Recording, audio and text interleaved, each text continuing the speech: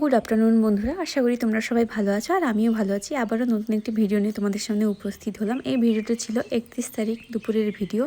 আমি মন্দির থেকে পুজো দিয়ে এসে ছাদেই চলে এসেছি ডেকোরেশন করব বলে। প্রত্যেকবারেই নিচেই সেলিব্রেশন হয়, এবারে ছাদে করেছি এই কারণেই, যেহেতু আমার হাজব্যান্ডকে জানাবো না, নতুন করে একটা সারপ্রাইজ দেবো, সেই কারণেই ছাদে চলে এসেছি, যাতে ও কোনোভাবেই কোনো কিছু টের না পায়।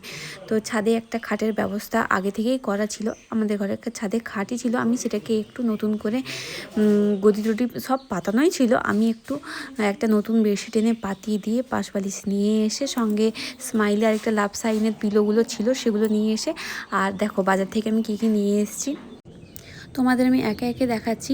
তো প্রথমে ভেবেছিলাম মাঝখানটায় করে রিল টিল দিয়ে টাঙিয়ে সুন্দরভাবে ডেকোরেশন করব, তারপরে দেখলাম যে অসুবিধেই হচ্ছে, পরে আবার খাটটাকে সেদিকে নিয়ে গিয়ে ঠিকঠাকভাবে পেছন দিকে নিয়ে গিয়ে করতে পারলাম। আলটিমেট অনেক কিছুই সমস্যা হয়েছে, সেগুলো তোমাদের সামনে ভিডিওর ক্লিপিংস নেওয়া হয়নি বলতে শেয়ার করতে পারলাম না, যেহেতু তাড়াহুড়োর ভেতরে ছিলাম।